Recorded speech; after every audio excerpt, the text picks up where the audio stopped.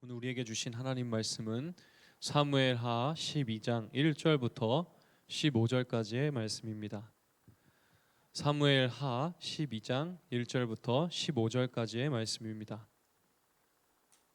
다 찾으신 줄 알고 함께 합독하겠습니다. 시작. 여호와께서 나단을 다윗에게 보내시니 그가 다윗에게 가서 그에게 이르되 한 성읍에 두 사람이 있는데 한 사람은 부하고 한 사람은 가난하니 그 부한 사람은 양과 소가 심이 많으나 가난한 사람은 아무것도 없고 자기가 사서 기르는 작은 암양 새끼 한 마리뿐이라. 그 암양 새끼는 그와 그의 자식과 함께 자라며 그가 먹는 것을 먹으며 그의 잔으로 마시며 그의 품에 누움으로 그에게는 딸처럼 되었거늘 어떤 행인이 그 부자에게 오매 부자가 자기에게 온 행인을 위하여 자기의 양과 소를 아껴 잡지 아니하고 가난한 사람의 양 새끼를 빼앗아다가 자기에게 온 사람을 위하여 잡았나이다 하니 다윗이 그 사람으로 말미암아 노하여 나단에게 이르되 여호와의 살아계심을 두고 맹세하노니 이 일을 행한 그 사람은 마땅히 죽을 자라. 그가 불쌍히 여기지 아니하고 이런 일을 행하였으니 그 양 새끼를 4배나 갚아 주어야 하리라 한지라. 나단이 다윗에게 이르되 당신이 그 사람이라. 이스라엘의 하나님 여호와께서 이와 같이 이르시기를 내가 너를 이스라엘 왕으로 기름 붓기 위하여 너를 사울의 손에서 구원하고 내 주인의 집을 내게 주고 내 주인의 아내들을 내 품에 두고 이스라엘과 유다 족속을 내게 맡겼느니라. 만일 그것이 부족하였을 것 같으면 내가 내게 이것저것을 더 주었으리라. 그러한데 어찌하여 네가 여호와의 말씀을 업신여기고 나 보기에 악을 행하였느냐. 네가 칼로 햇사람 우리아를 치되 암몬 자손의 칼로 죽이고 그의 아내를 빼앗아 내 아내로 삼았도다.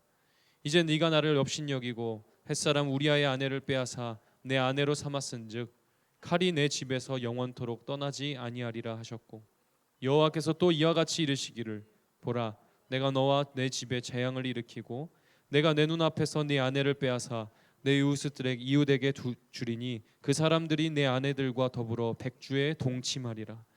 너는 은밀히 행하였으나 나는 온 이스라엘 앞에서 백주의 이 일을 행하리라 하셨나이다 하니 다윗이 나단에게 이르되 내가 여호와께 죄를 범하였노라 하매 나단이 다윗에게 말하되 여호와께서 당신의 죄를 사하셨나니 당신이 죽지 아니하려니와 이 일로 말미암아 여호와의 원수가 크게 비방할 거리를 얻게 하였으니 당신이 낳은 아이가 반드시 죽으리이다 하고 나단이 자기 집으로 돌아가니라. 아멘. 아멘. 네, 오늘 15절이 뒤에 있는데요. 그거는 이제 다음 주에 이어서 봉독하도록 하겠습니다. 수고하셨어요. 다윗이 회개한 이야기입니다. 다윗이 큰 죄를 지었죠. 큰 죄 2가지만 이야기한다면 간음하지 말라고 했는데 간음했고 살인하지 말라고 했는데 자기 부하장소 요압을 시켜서 살인을 사주했습니다. 살인죄죠. 다윗이 그와 같이 악한 죄를 지을 수 있다는 사실에 우리는 좀 놀랍고 경악스럽기도 한데 그런 다윗의 선한 모습과 악한 모습 이 2가지가 다 있는 것이 사실 우리 인간이다. 우리는 사회적인 동물로서 내가 상황이 허락된다면 정말 착하게 살지만 그러나 상황이 나에게 불리하게 되고 내 욕망이 끌어오르면 얼마든지 다윗처럼 악하게 될 수 있는 존재도 우리다. 사람이다. 이 2가지가 다 있다는 것을 이해할 때 우리가 타인을 그리고 자기 자신을 받아들이기가 훨씬 쉽고 그런 자기 자신을 알아야 하나님 앞에 우리가 겸손하게 설 수 있으리라 생각을 합니다. 오늘 우리가 집중적으로 살펴보려고 하는 것은 다윗이 이렇게 죄를 지어놓고도 다윗의 마음에 죄책감이 없고 그 죄에 대해서 깨닫는 마음조차도 없다는 그 신기한 현상은 왜 일어날까? 그래서 그 죄의식이 부족한 다윗의 마음을 깨우는 나단 선지자의 또 지혜 이런 것들을 한번 보면서 우리는 어떻게 하나님 앞에 마음을 깨트려 나가야 할까 하는 것을 배워보도록 하겠습니다. 죄를 깨닫는 마음이 상실됐다는 것은 참 무서운 일입니다. 자기가 죄를 지어놓고도 내가 뭐 크게 잘못한 것 같지 않은데 라고 생각할 때 본인은 행복한데 주변 사람들이 불행해요. 그죠? 주변 사람들 막 화가 나고 자기 잘못을 알았으면 좋겠는데 죄를 지은 사람이 더 뻔뻔하게 내가 뭘 잘못했는데 막 그러면 우리는 막 넘어가죠, 막 뒤로. 그래서 그런 사람을 보면 와, 정말 싫다 이런 생각을 하게 됩니다. 근데 이런 사람들이 있거든요. 그러니까 다윗이 그토록 영성이 깊은 위대한 왕 다윗이 그런 사람이 된 거예요. 왜 이런 마음이 생길까요? 사람 마음속에. 성경은 두 가지로 우리에게 가르쳐 줍니다. 하나는 창세기 3장 4절에 뱀이 아담과 하와를 유혹할 때 선악을 알게 하는 나무를 먹으라고 하면서 뭐라고 말하냐면 결코 죽지 아니하리라 이렇게 말해요. 하나님은 뭐라고 선언하셨냐면 창세기 2장에 이 과실을 먹는 자, 선악을 알게 하는 나무의 열매를 먹는 자는 반드시 죽으리라고 했거든요. 근데 악한 사단 곧 뱀은 결코 죽지 아니하리라 이렇게 말을 해요. 완전히 반대되게 말하죠. 그래서 죄를 짓고도 깨닫지 못하는 마음은 그 마음 깊은 곳에 뭐가 있냐면 두 가지 그 결코 죽지 아니하리라라고 하는 말이 두 가지 형태로 마음 안에 새겨져요. 하나는 결코 들통나지 아니하리라. 또 하나는 결코 형벌이 없으리라. 이 두 가지로 나타나는 거예요. 그래서 결코 죽지 아니하리라라고 하는 이 악한 사단의 속삭임이 막 마음에 들어와서 다윗 마음속에 내가 이렇게 해도 아무도 눈치채지 못한 것 같은데 하는 생각을 가져서 들통나지 않은 죄는 죄가 아니다라고 하는 논리를 성립시키는 거예요. 죄가 들통나야 부끄러워하는 거죠. 그런 현상은 오늘날 우리가 살아가는 세상에 곳곳에서 벌어지고 있거든요. 들통나기 전까지는 사람들이 부끄러워하지 않거든요. 그래서 사람들이 익명으로 뭔가 나쁜 짓을 할 때는 너무 용감해요. 근데 이름을 딱 밝히는 순간 다들 부끄러워하죠. 왜 그래요? 들통나지 않았을 때는 부끄럽지 않은 거예요. 그래서 이것은 악한 사단이 우리 마음속에 심은 거짓말이다. 사실은 죄라고 하는 것은 들통나지 않아도 부끄러워야 되는 거잖아요. 그죠? 죄라고 하는 것이 들통나지 않으면 죄가 아니고 들통나야 죄가 되는 건 아니잖아요. 그죠? 죄는 들통나든 들통나지 않든 어쨌든 죄니까 죄를 지으면 부끄러워야 돼요. 근데 우리는 사람들에게 그게 알려지고 들통이 나야 부끄러워한다는 거죠. 이것은 우리 삶 속에 우리의 마음을 먹는 하나의 거짓말이다.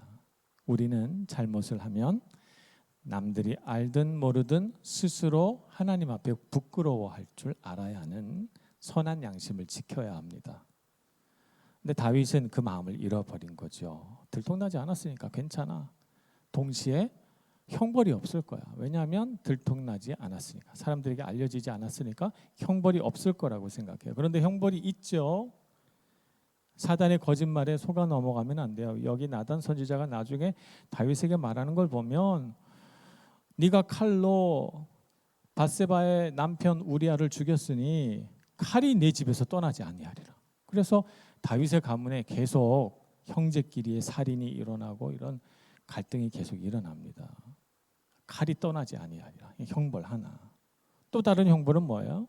너가 남의 아내를 욕심 부려서 간음하였으니 너의 아내들을 백주에 다른 사람이 와서 간음하게 되리라. 그래서 압살롬 때에 그런 일이 실제로 벌어지죠. 그죠? 물론 이 말을 응하게 하려고는 한 건 아니고 압살롬이 자기 아버지의 왕위를 이어받았다는 것을 백성들에게 보여주기 위해서 아버지 후궁들을 데려다가 사람들이 다 보는 옥상에서 실제로 정사를 나누는 거예요. 대낮에. 그래서 그 자신은 잘한다고 생각을 했지만 사실은 굉장히 부끄러운 일이고 이 일이 다윗의 죄에 대한 형벌로서 나타나는 거죠. 그리고 밧세바가 다윗과 간음하여 낳은 그 아들을 반드시 내가 죽이리라. 너가 우리아를 죽인 죄값에 대하여 그 죄값을 죽음으로 갚게 하리라. 하나님께서 그렇게 말씀하십니다. 형벌이 있어요. 죄에는 형벌이 있습니다. 그 따르는 결과가 있다는 것이죠. 모든 사물은 결과를 가지고 있습니다. 컵을 바닥에 떨어뜨리면 깨집니다. 결과가 있어요. 물이 든 컵을 쏟으면 물이 쏟아집니다. 쏟아진 물은 다시 담을 수가 없어요. 원상태로 복구시킬 수가 없습니다. 결과가 있습니다. 사람들이 자연적인 결과에 대해서는 너무나도 잘 이해하면서 그래서 그 결과에 대해서 맛보지 않으려고 물은 쏟지 않으려고 하고 물건은 깨트리지 않으려고 노력하면서도 그러면서도 죄가 갖고 있는 자연적인 결과에 대해서 부정한단 말이죠. 그래서 내가 이렇게 잘못했지만 그러나 별일 없을 거야 라고 하는 사탄의 거짓말에 속아요. 그렇지 않습니다. 내가 올바르게 행동하지 않고 내가 죄를 지으면 그 죄에 대한 결과는 반드시 있습니다. 그것이 들통나든 들통나지 않든 말입니다. 그래서 우리는 하나님 앞에서 순결하고 아름다운 인생을 살기 위해 노력해야 돼요. 우리가 물을 쏟지 않기 위해서 노력하고 물건을 깨트리지 않기 위해서 노력하는 것처럼 말입니다. 그것이 우리의 삶이고 그 삶을 우리가 거룩한 삶, 성화된 삶이라고 그렇게 얘기를 하죠. 악한 사단은 다윗의 마음속에 몰래 숨어 들어와 그의 마음 안에 거짓말을 심고 그가 죄를 지어도 부끄러워하지 않고 자기의 죄를 깨닫지 못하는 영적인 무감각을 심어 놓습니다. 어떻게 해야 그를 깨울 수 있을까요? 여러분, 이 잠자는 영을, 이 영적인 감각을 상실해 버린 사람을 어찌해야 깨울 수 있습니까? 하나님께서는 나단 선지자를 보냅니다. 나단 선지자는 다윗에게 나가 한 이야기를 해주죠. 그가 발휘한 지혜는 이것입니다. 다윗이 갖고 있는 문제점은 뭐냐면 자신에게 적용하는 기준과 타인에게 적용하는 기준이 다르다는 거예요. 그래서 자기 자신에 대해서 되게 허영적이에요.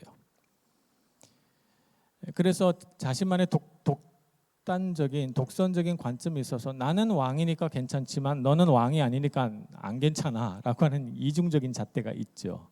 그래서 요새 우리 현대 용어로는 내로남불이다 이렇게 말합니다. 내가 하면 로맨스, 남이 하면 불륜, 그죠? 내가 하면 다 좋은 거예요, 그죠? 이런 아주 자기 자신의 독선적인 관점으로 살아가는 그 다윗의 관점을 보고 그 중에서 타인에 대해서는 그래도 바르게 판단하네. 그러니까 타인의 이야기인 것처럼 얘기를 해주자 한 거죠. 이것이 나단 선지자의 지혜예요.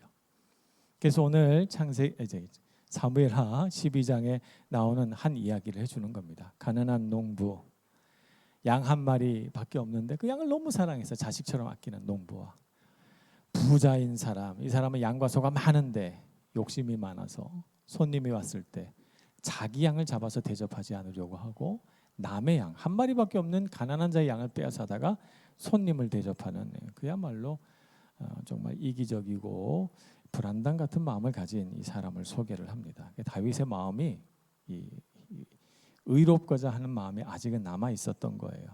그래서 그런 나쁜 놈은 잡아다가 당장 죽여야 된다. 그리고 그 양에 대해서는 4배로 보상을 해야 된다라고 판결을 내립니다. 다윗이. 아직 남을 향해서는 영적인 기준이 살아있는 거예요. 나단 선지자가 그와 같이 다윗의 행위를 객관적으로 비추어서 그의 눈앞에 보여줍니다. 당신이 바로 그 부자입니다. 당신이 선언한 죽음을 선고받고 4배로 갚아야 할 책임이 있는 사람이 바로 당신입니다 라고 다윗 임금에게 가르쳐 줍니다. 다윗이 그제서야 자신의 죄를 깨닫게 됐죠. 객관적인 관점으로 자기를 보게 되니까 이 비유를 통해서 비로소 자기 죄를 알게 됩니다. 우리는 어쩌면 끊임없이 내가 주인 되고 내가 왕 노릇하면서 내가 만든 왕국에 내가 만든 법을 가지고 내 기준으로 세상을 판단하며 살아가고 있는지 모르겠습니다.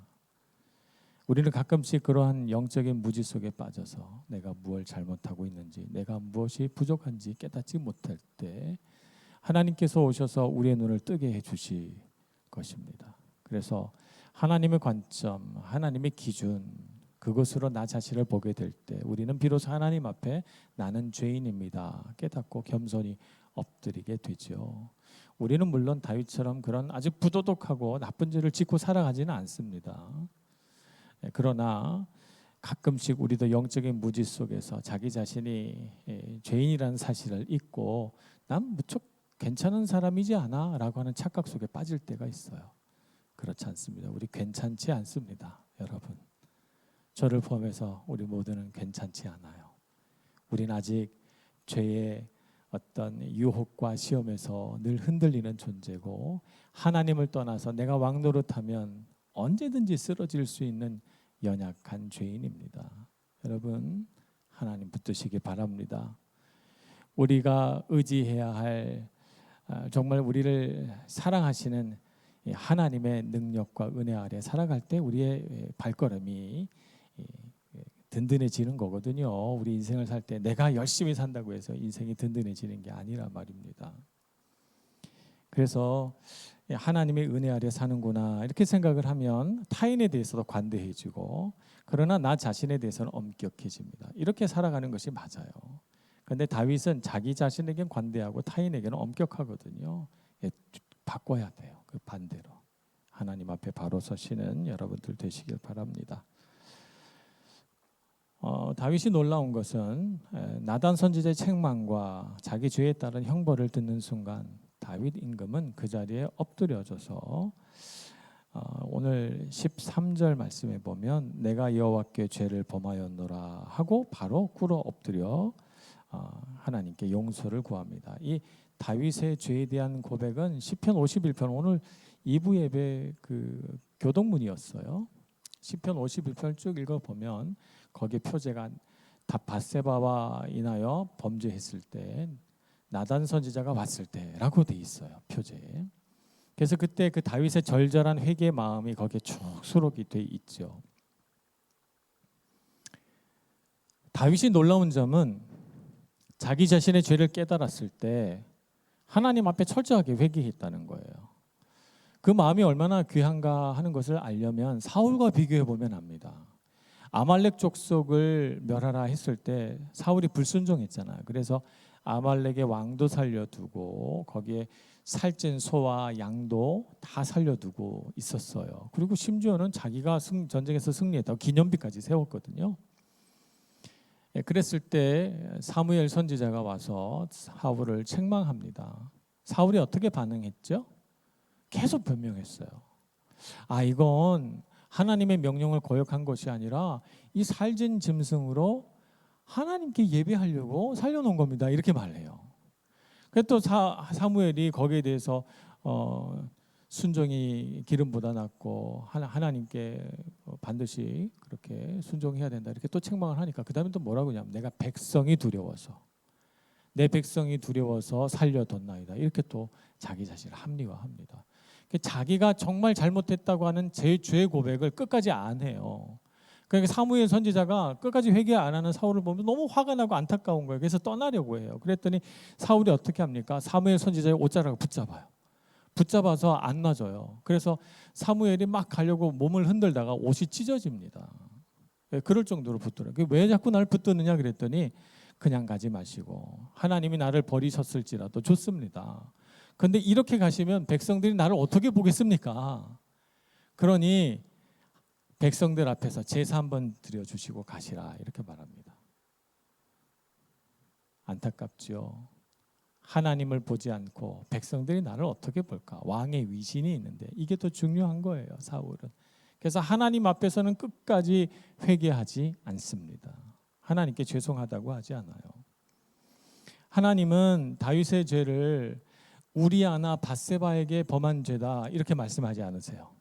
네가 백성에게 죄를 지었다 이렇게 말하지 않으세요. 오늘 말씀에 보면 어떻게 말씀합니까? 10절 이제 네가 나를 업신여기고 이렇게 말합니다. 이제 네가 나를 업신여기고 하나님께 죄를 범했다는 거예요. 다윗이 밧세바를 범하고 우리아를 죽게 한 것은 단순히 그 우리아나 밧세바에게 범한 죄를 넘어서서 하나님의 말씀을 거역한 것이기 때문에 하나님을 업신여기는 것으로 본 거예요. 하나님이 분노하신 거예요. 하나님이 사랑하신 만큼 다윗에 대하여 하나님은 화가 나신 거예요. 이 하나님의 그 정의의 마음, 잘못된 죄에 대해서 하나님 분노하시는 하나님의 마음을 가라앉힐 수 있는 방법은 하나님 앞에 엎드리는 것밖에 없거든요. 엎드려서 자기 죄를 회개하는 거예요. 변명도 하지 말고 합리화도 하지 말고 책임 전가도 하지 말고 하나님 제가 잘못했습니다. 제 문제입니다. 제가 죄를 지었습니다. 이렇게 하나님 앞에 고백했을 때 하나님의 진노가 사라지고 용서가 임하게 됩니다. 그런데 이러한 원리는 단순히 하나님과 사람 사이에만 작동하는 건 아니에요, 여러분. 여러분이 인생을 살면서 누군가에게 용서 구할 일이 없기를 바랍니다. 그런데 그런 일들이 있어요. 저도 어렸을 때 우리 부모에게 용서를 구했고, 결혼하니까 아내에게 용서를 구하고, 이제 좀 있으면 우리 서윤이가 대학을 가면 제가 또 제 딸에게 용서를 구해야 될 날도 멀지 않았다고 생각합니다. 용서 구하며 살아야 돼요. 제가 우리 밀라노 한인교회 와서 12년 목회했습니다만, 여기 우리 청년들은 모르지만 제가 한 4, 5년 전에 제가 공개적으로 예배 시간에 우리 성도들에게 용서를 구했죠. 용서해 주시겠습니까? 제가 이렇게 용서를 구했습니다. 용서 구하며 삽니다. 용서를 구한다는 것은 우리가 그만큼 낮은 존재라든가 비참한 존재라는 것을 의미하는 것이 아니라, 자기가 잘못한 것을 솔직하게 고백하고 시인함으로써 하나님 앞에서 자유해지는 것이고, 하나님의 용서의 선포를 들음으로써 악한 사단이 우리 귀에 우리 마음에 심으려고 하는 온갖 거짓말로부터 벗어나고 해방된다는 것을 의미하는 것이기 때문에, 나뿐만 아니라 용서를 구한 상대방도 해방시켜 주는 거예요. 자유케 해주는 거예요. 근데 다윗은 그런 태도에 있어서 왕으로서의 모든 자존심과 왕으로서의 채통과 체면을 다 버리고 나단 선지자 앞에서 하나님께 제가 죄를 지었습니다 고백하거든요. 이 부분이 다시금 다윗 왕을 우러러보게 만듭니다. 아, 역시 다윗 왕이구나. 다윗 왕에게는 아직 선한 양심이 살아있고 하나님을 향한 충성된 마음이 있었구나. 그래서 그 무수한 잘못에도 불구하고 당 용서가 되는 거예요. 받아들여지는 거죠. 그래서 하나님은 다윗을 용서합니다. 용서하고 다시 받아들이고 그의 삶에 복을 주시기 시작하죠. 지나간 잘못은 다시 고칠 수 없기 때문에 그로 인한 영향 아래 다윗이 살아가지만, 그러나 하나님은 그에게 계속해서 복을 주시고 그의 가정과 가문이 번성해 가도록 이끄시고, 이렇게 죄인의 혈통 아래에서 예수 그리스도가 태어나게 하십니다. 하나님만 하실 수 있는 놀라운 일이죠. 그러니 여러분도 자유해지시길 축복합니다. 죄를 짓지 않고 사는 것이 가장 좋은 일이지만, 그러나 죄를 지었다고 해서 우리 인생이 끝난 것은 아닙니다. 빛 가운데 드러내시고 하나님 앞에 변명도 책임 전가도 하지 않고 솔직하게 죄를 아뢰며 하나님의 용서하시는 선포의 음성을 들으셔서 우리 마음속을 조종하고 묶고 우리로 하여금 자유케 하지 못하는 악한 사단의 말에서 풀려나시길 바랍니다. 그래서 여러분의 마음속이 막 가라앉고 열등감에 시달리고 자존감이 낮아지는 그 모든 환경에서 벗어나시고 그 마음의 감옥에서 벗어나시고 자유케 되셔서 하나님이 살게 하시는 아름답고 복된 인생을 살아가시는 여러분 모두가 되시길 축복합니다. 기도하겠습니다. 사랑의 주님, 감사합니다. 참 우리가 하나님 앞에 실수도 많고 사람 앞에서도 부끄러운 일들도 많지만, 우리가 주님 앞에 고백하고 용서를 구할 때마다 우리의 심령을 만지시고 회복시키시며, 우리가 여전히 하나님께 사랑받는 아들이요 딸임을 깨닫게 해주셔서 감사합니다. 우리의 죄에 묶여 살지 않고 우리를 향하신 하나님의 사랑과 은혜에 감동되고 감사하며 기뻐하고 살아가는 저희들 되게 하여 주옵소서. 죄의 모든 밧줄에서 저희들을 자유케 해주시고 하나님께서 주시는 복 있는 삶을 살아가도록 은총 베풀어 주옵소서. 예수님의 이름으로 기도합니다. 아멘.